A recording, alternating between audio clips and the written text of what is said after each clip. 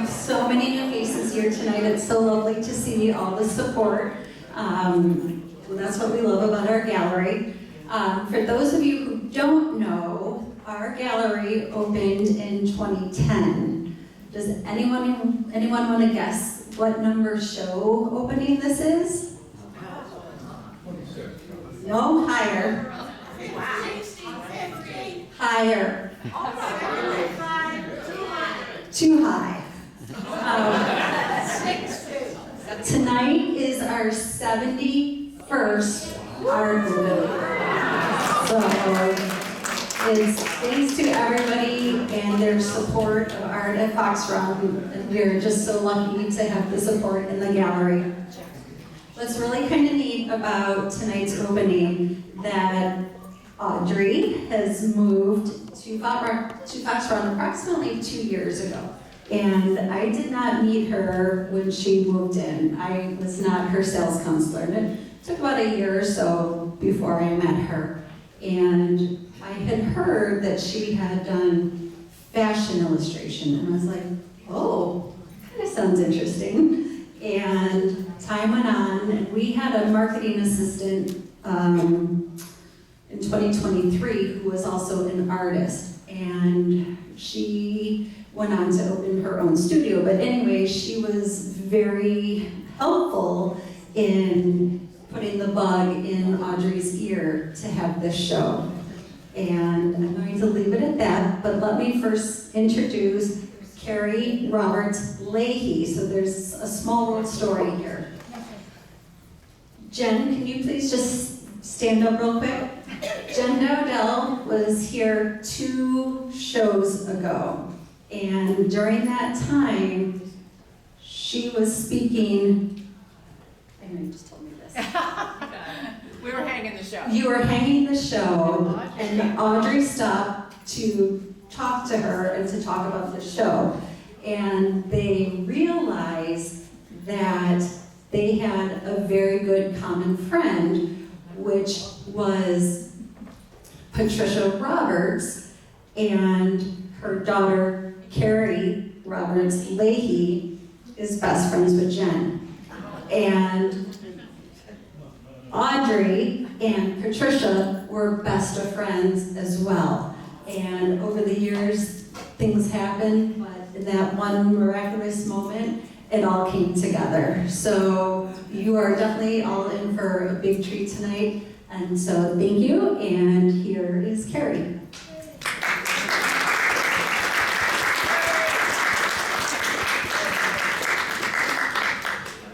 Hi, everybody. So I am honored to have been asked to share my mother's artwork here at Fox Run, and I'd like to thank Audrey Gleason, my mother's friend and colleague, not only for your appreciation of my mom's work, but for inviting me to be a part of this show. Also, thank you to Michelle for putting this all together, and thanks to Jennifer, one of my BFFs, and her husband Bill for helping me hang it. I could never have done that on my own, so thank you so much. And thank you to all who are here tonight. I'm sorry, I'm having an issue with this. I'm not used to microphones, so bear with me. Okay, so my mom was born on the 4th of July, 1935, and what a firecracker she was. So her parents were Stella Golda and John Grandich, and they were from the east side of Buffalo. John unfortunately died of tuberculosis at the age of 24 when my mom was just 2 years old. So Stella did her best as a single mom, luckily having a supportive family. She eventually met and married Marshall Ray, and they had 3 children, one of whom is here tonight, my Aunt Linda from North Carolina, so thank you for being here.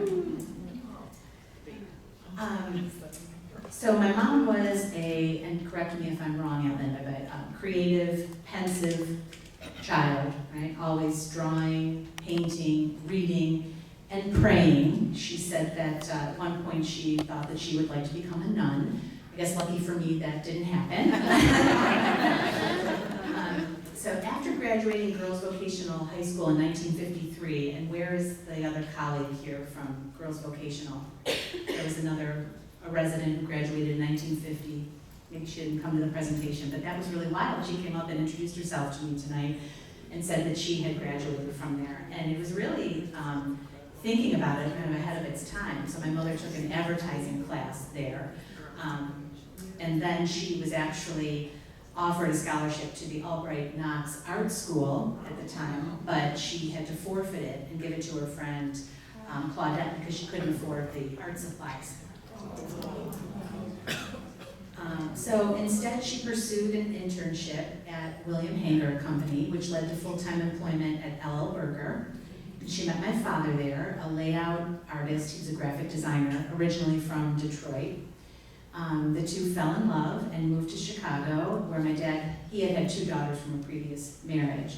They got married in '66, and then I was born in 1968. We moved back to Buffalo in 1972, and my mom worked at Berger's full-time. My dad stayed home with me and freelanced. He was so ahead of his time. He was a stay-at-home dad. They bought their first home in Williamsville, and within months of moving in, my father suffered a fatal massive heart attack at the age of 36. So, this of course was devastating, and although I choose to forget many of those difficult memories, I will always remember my mom telling me the importance of going to school, establishing a career, and taking care of myself before looking for love and getting married.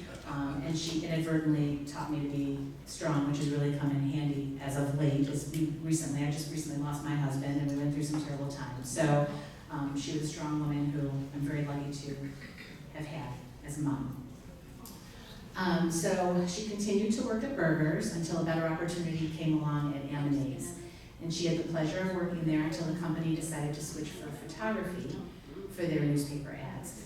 She was able to stay on for a bit and assist the photographer Jim Bush, but ultimately all the artists were let go. And I'll never forget when she had asked me to pick her up, and she was standing on the back side of Berger's with all of her belongings from her desk and her supplies, and it was really so sad, and the end of an era, for sure. So here are a few of the thousands, no lie, when my mom had artwork that I had never seen growing up, rolled up in carpets and stuffed in bags, and there were so many things to go through.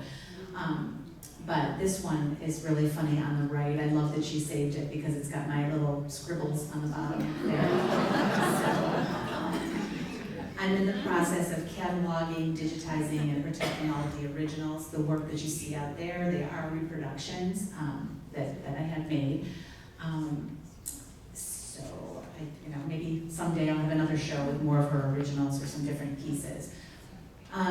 She continued to do some freelance for Fisher Price, Gibson greeting cards. She was commissioned to do portraits of people and animals. She even did some real estate drawings of homes. She loved drawing nature and animals. She entered a few pieces in the Williamsville Art Society art shows. Her last part-time job was I just always would crack up when people would say, what does your mom do? She's a rapper at Pitt Petrie. So she would wrap gifts at Pitt Petrie at Main Street, Williamsville. And she met some lovely friends, and it was really a nice job for her until Pitt Petrie eventually closed. My mom's artwork is also featured. The picture here that you see is, oh my gosh, it's the terrace at White Lake. So I happened to meet Tracy Ackerman at Red Disc, and she was interested in my mom's artwork, so we had a wallpaper made. So here you see it in the ladies' rooms, 2 different colorways.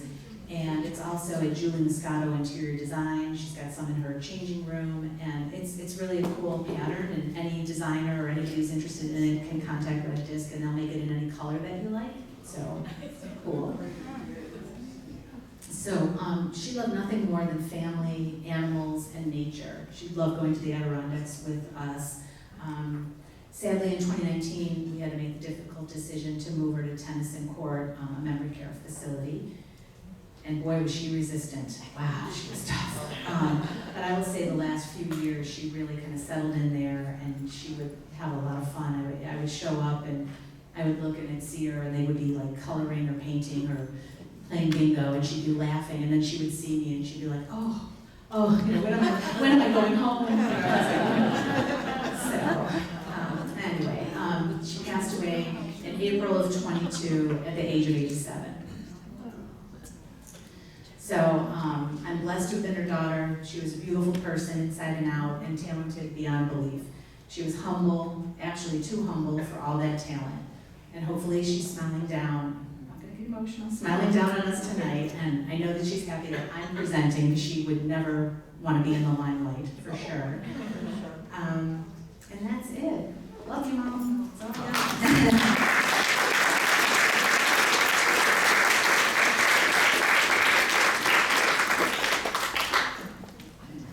We can do questions for both ladies after Audrey is finished. Here's Audrey.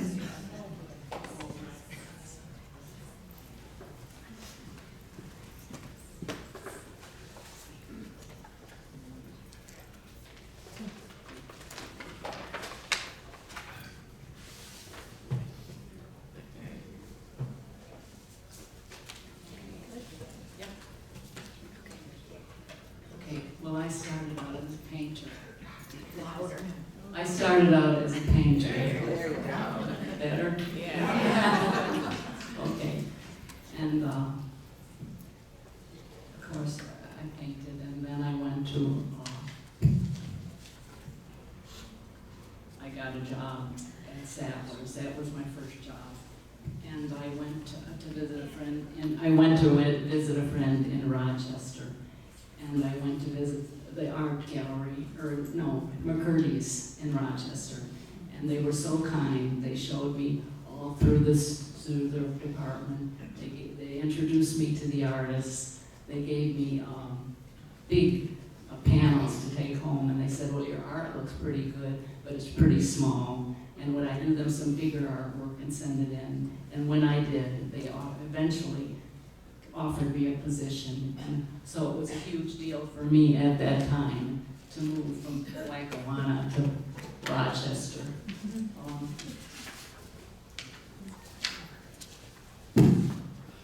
I did,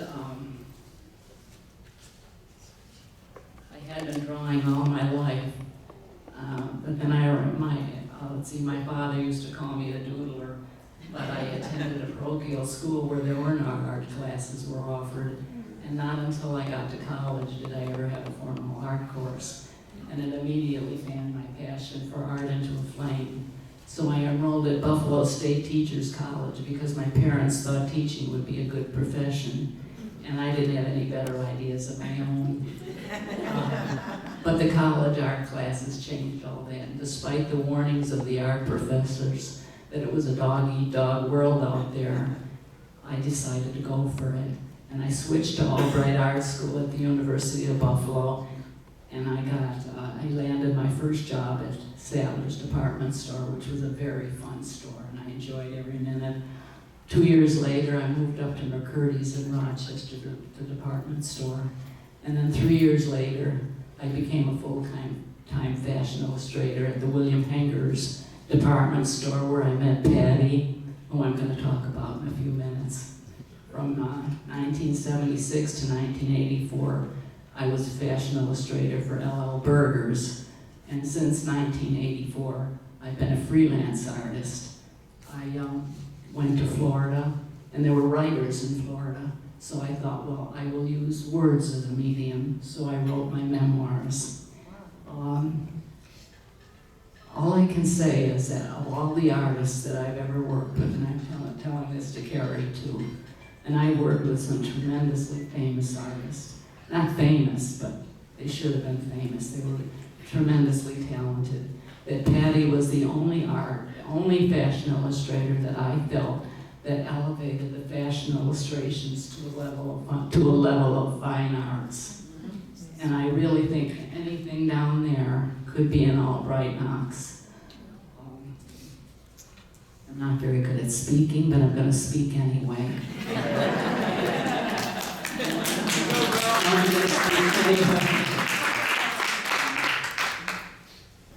Patty was my friend, and I miss her, and I learned from her. And I learned from so many artists, like when I went to McCurdy's in Rochester, the main artist there was Florence Lindholz, and they were so kind that if I had a problem, I would take my art up to her, she would put tracing paper over it and teach me. And I, in return, would feel the same honor when someone would ask me to help them. And then I went to Hangers, and I met Patty. And Hangers was a department store. It wasn't like Burgers was actually a fashion store. We had 3 artists at Burgers. We had about probably 6 or 7 artists at Hangers because they had department store specialists and they had men. And I did paint many years for Albright Knox in their members and rental sales gallery. And the way that came about was I knew they had this, and I didn't know how to go about it. And they said, well, we have to find you. You can't come to us. So I had a good friend who worked for Child and Family Services, and she said they were going to have a auction for Child and Family Services at Klein Hands, and would I submit a painting, which I did. So then I called Albright. I said, okay, now go look at it. And then for 7 years, they would send me an invitation to submit 2 paintings, which the first year, they only accepted 1, because I entered an oil and a watercolor, and they accepted the oil, and I thought that watercolor should have gotten in. So then the next year, I entered it again with another watercolor, and they both got in. And I did that for 7 years, and then I was about ready to hang up the competition. But I played a trick on Albright. I entered a pair of paintings. One I knew was better than the other, and I wanted to see if they knew. And they did pick out the better painting. But I thought, I guess they know. But I can't tell you what an honor it is to have a show with Pat Roberts. Where are you, Kerry? Are you over here? I can't tell you what an honor it is to have a show with your mom. Because of all the artists I work with, I feel that anything down in that hallway could be an Albright Knox. She was that good.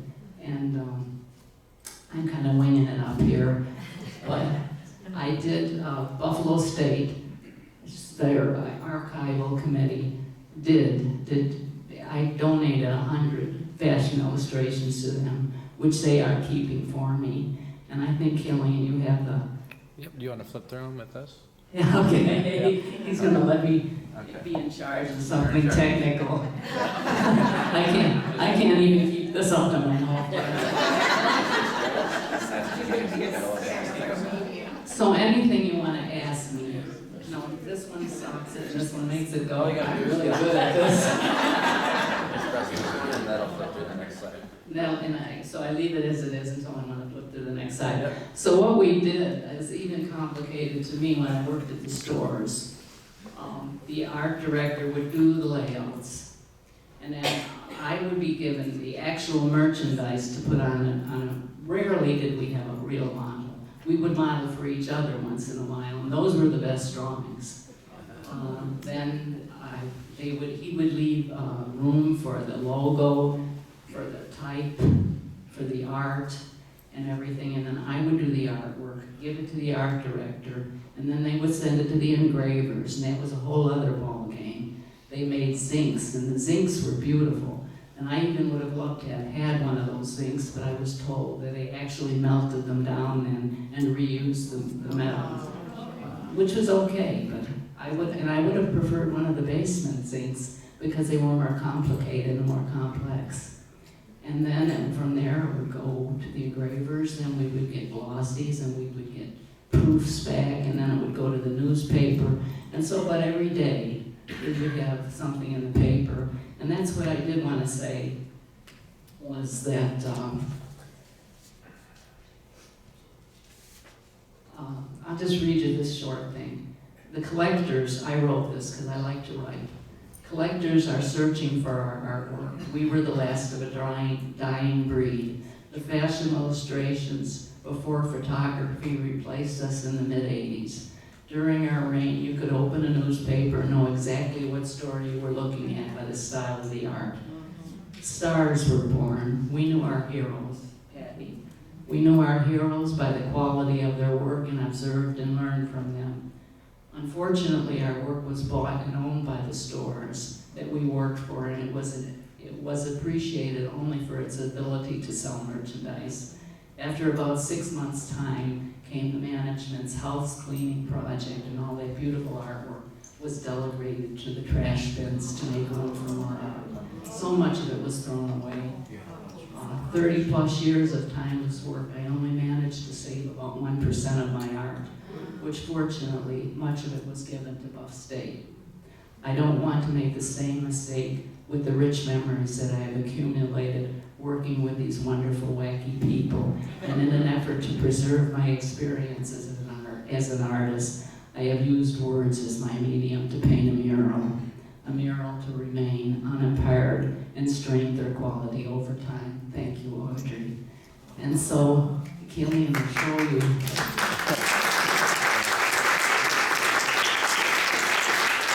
Killian will show you the pictures. Yep. And if you have any questions, just raise your hand and I will pause it.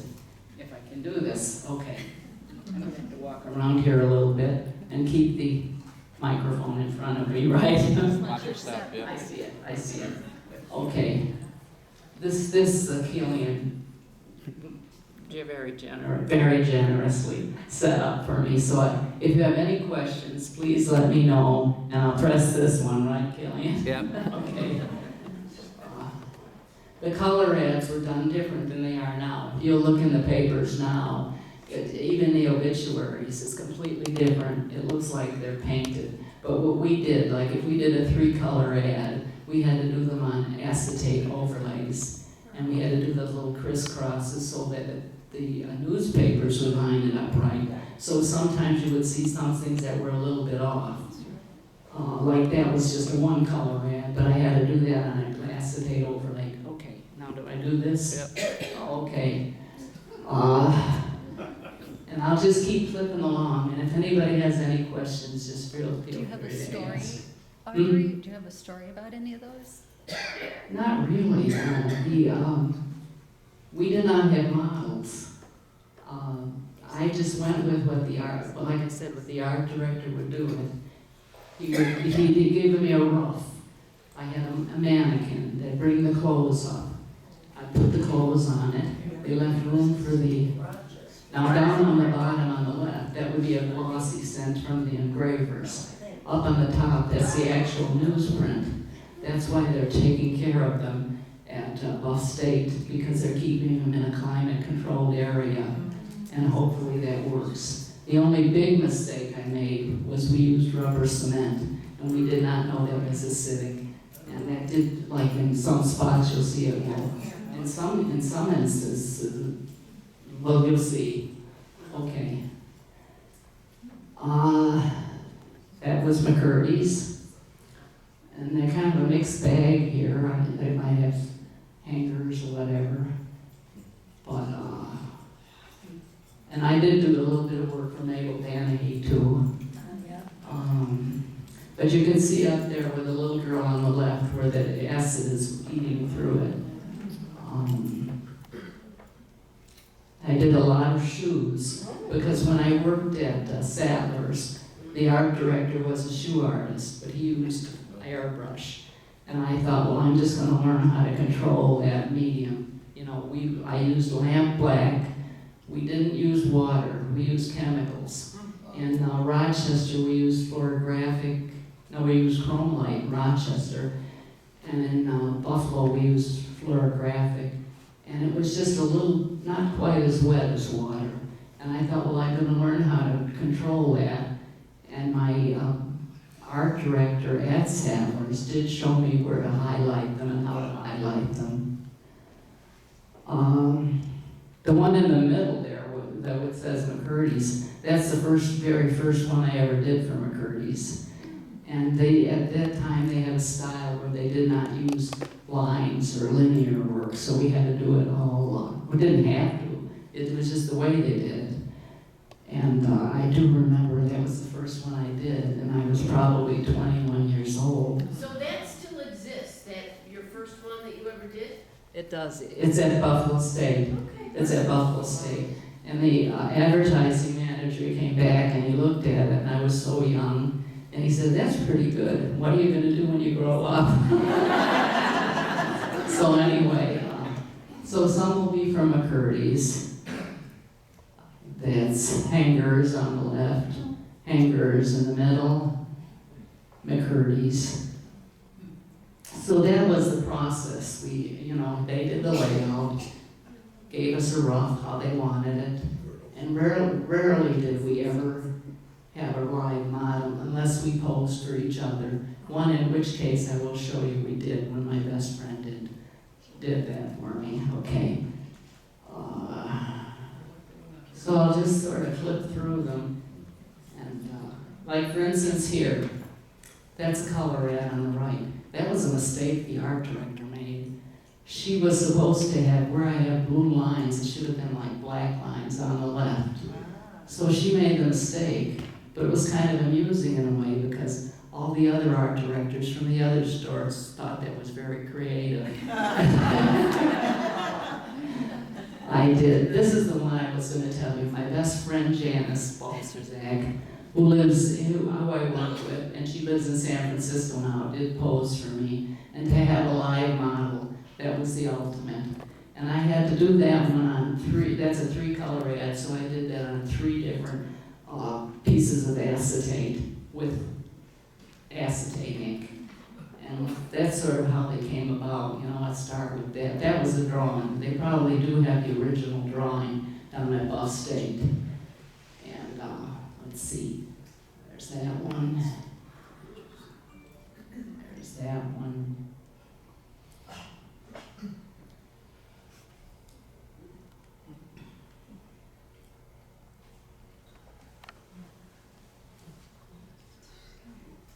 Now see the one on the very right. That's what the rubber cement did. And I'm really sad about that because I really like that drawing. And that is out in the hall out there too. I do turn my head, I'm not supposed to do that. It's out in the hall out there too. And I went to Don Ciota at Art Dialogue, and he said to take that acid out of there is a very time-consuming process. They only do a little square at a time. And when they had the archivist here, I talked to him about that, and he said, well, their paper person might be interested in doing it, but I'm just thinking the process would be so enormous. It is up at Buff State now in their archive department, and if they want to take on that project, that would be great, but I think eventually that will probably eat its way through, although I do have the glossies. There's more. And Kelly, and you did a great job setting this up. You really did. You really did. And I did shoes and purses, and that I learned at Sadler's from the art director who used airbrush. And I just could do it. I did it, I didn't do men very well. I did, because for some reason or other, I don't know, their hands were feminine or something, it just didn't work out. I couldn't do men very well. Now, I really feel bad about that one on the left. I like that one, and that's what the rubber cement did to it. And that would be the proof there. And I did that, and I did those, and I did these.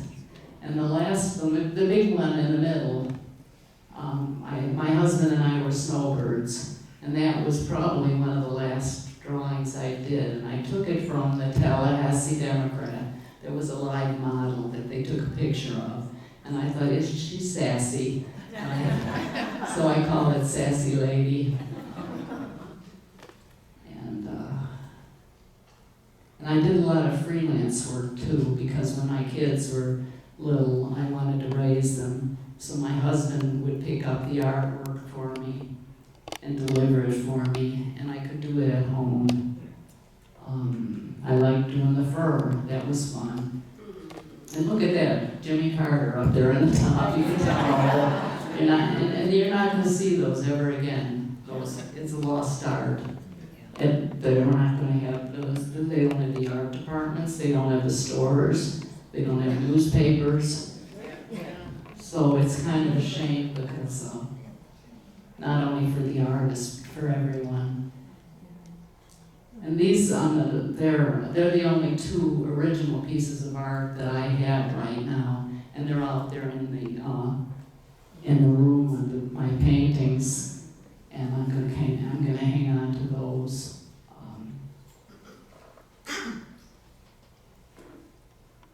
The end. Thank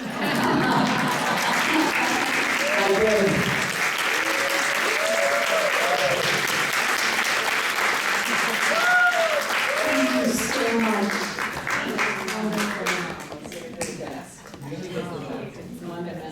Does anybody have any questions for the ladies? Yes. Audrey, talk about the artwork that you did apart from the illustration. Oh, the paintings? Yes. The paintings. Well, that was completely different. I never painted for money. I gave most of them away. If somebody would make a good connection. And there's quite a few people in here that have lent me the artwork back to hang in there. I don't, most of my artwork, Jack too, right? But a lot of my artwork, I don't even remember who I gave it to or it is, because if somebody would make a connection. I never painted for money. I was working at the stores. And I'm not saying I made a whole lot of money there, but that was my job. And so when I did the paintings, I was free reign. It was me. I could do whatever I wanted. I could go out in the backyard. I could take a spray paint. I could do anything I wanted to, and I did. And that, so as I, through the years, I entered the different shows like the Rochester Memorial Art Gallery and the Western New York Art Exhibit and stuff like that. But this is the first time I have ever had a show.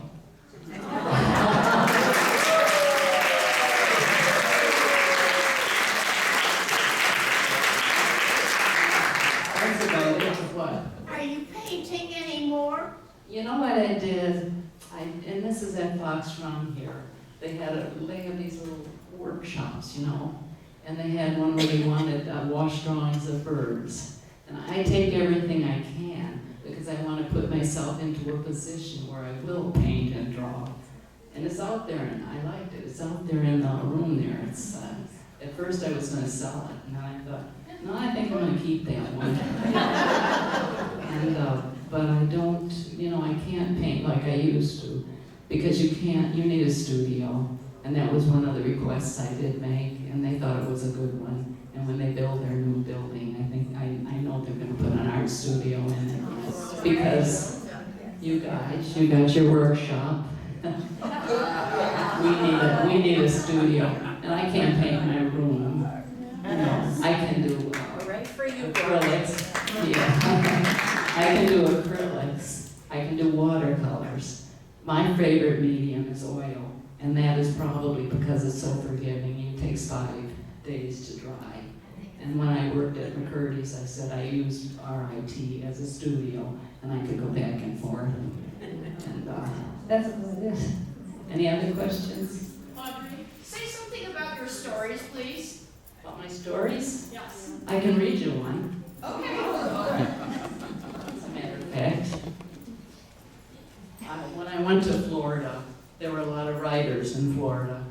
And I thought, well, I'll use words as a medium. Why not give it a shot? So, here's one I wrote. Let's see. And it's called, actually this is the one I just, has the most to say when I started out with my art career. It's called Garbage Man. Real explorers discover countries. They unveil scientific wonders and dig up bones. I was about to test the waters at the Rochester YWCA. It was spring 1962, and I was being launched into an art career by my ever-selfless Uncle Bill as he drove me to my new job at McCurdy's department store. Like a blindfolded pirate, I walked an uncertain plank. My family was getting used to me jumping feet first into unfamiliar waters without a clue as to whether I could swim or not. My reserved room at the Y was super. It had a big side-by-side corner window facing Monroe Boulevard. The room was just above the main door and only 3 blocks from McCurdy's. As my favorite uncle drove off into the night, I felt safe in my first pad, even though a bum started emulating Gene Croup on some garbage cans below me. I suspect it was some sort of feudal mating ritual. After the concert concluded, courtesy of the Rochester Police Department, I decided to send a postcard home before I retired. And believe it or not, the mailman picked it up that evening. I had to let everyone know that I had got to my room safely.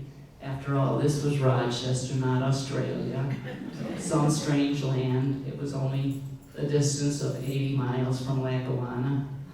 And the next morning, as my brother checked the floor below the mail slot in our Lackawanna home, the following morning he noticed my card. All of a sudden, the next morning, thumbing through the rest of the bulk, he explained, "Well, this isn't going to last." And it did.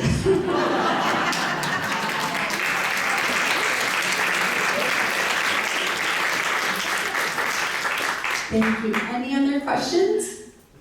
Oh, yes. Audrey, once you were given an assignment at Hanger's or wherever, the department store, how long would it take for you to accomplish? Usually about a day.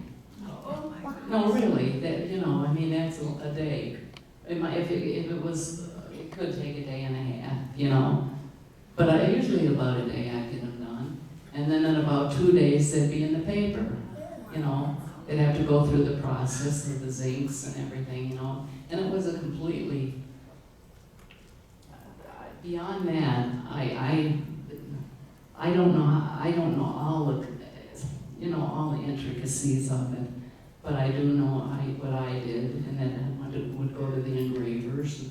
I would work with the engravers too, because I used them as a tool. Because I was thinking of how is this end result going to come out, and I would call them and I would say, hold this line, don't let it break up, and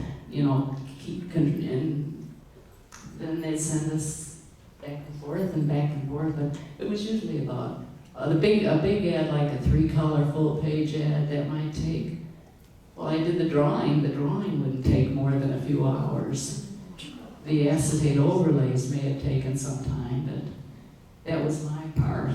My part didn't take that long, but the rest of the procedure, like going to the engravers and then going to the newspapers and getting the glossies and everything, that was another aspect that I never went down to the newspapers to see how they were doing things, but I did go over to the engravers. I worked closely with them, but it didn't take. It doesn't take that long to draw.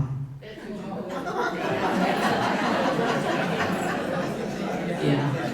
I just wanted to ask you, I'm curious about the fashions. Yeah. When you got an assignment or an outfit, did you think, because you were like on the cusp of like the new fashions, do you remember thinking, have you thoughts or opinions about the Fashions outfits? themselves? Yeah. I just drew what they gave me. You didn't think about, I'm gonna go get this. No, I outfit. didn't. We weren't dressed up that fancy ourselves.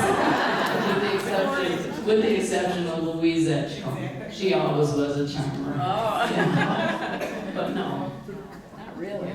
Just clothes. Just like everybody else goes to work. Any other questions? Yeah. Back when you were a child, and we all shopped at A&A's and Mendel's, all of the real department stores, the female employees became the fashion show people.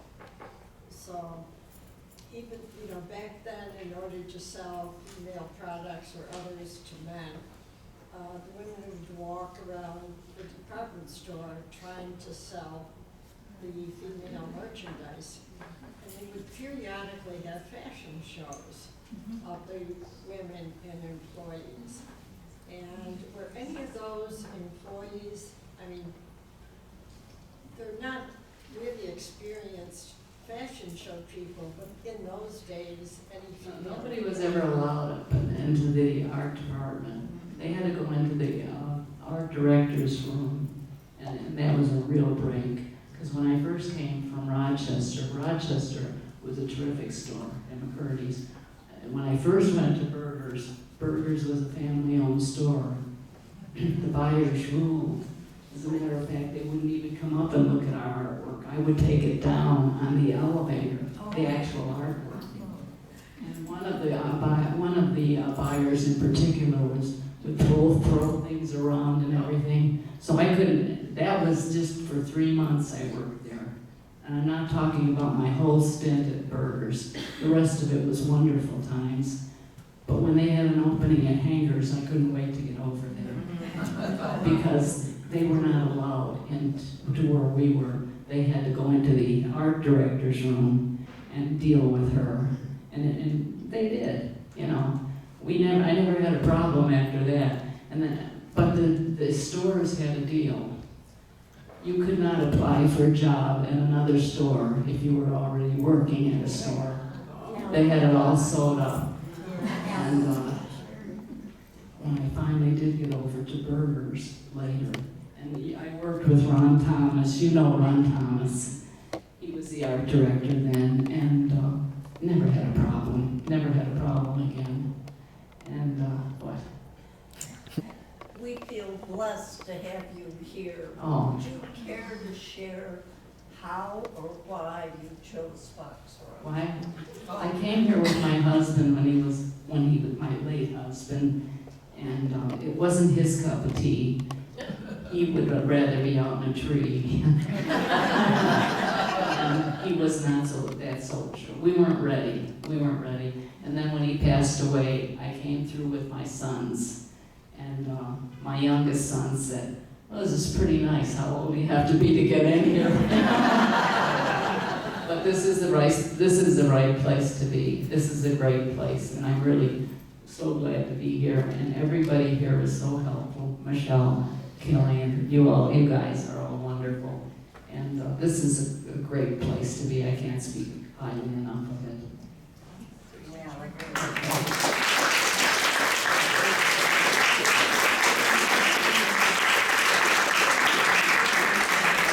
For you, and here's to 64 years of an incredible career. Thank you.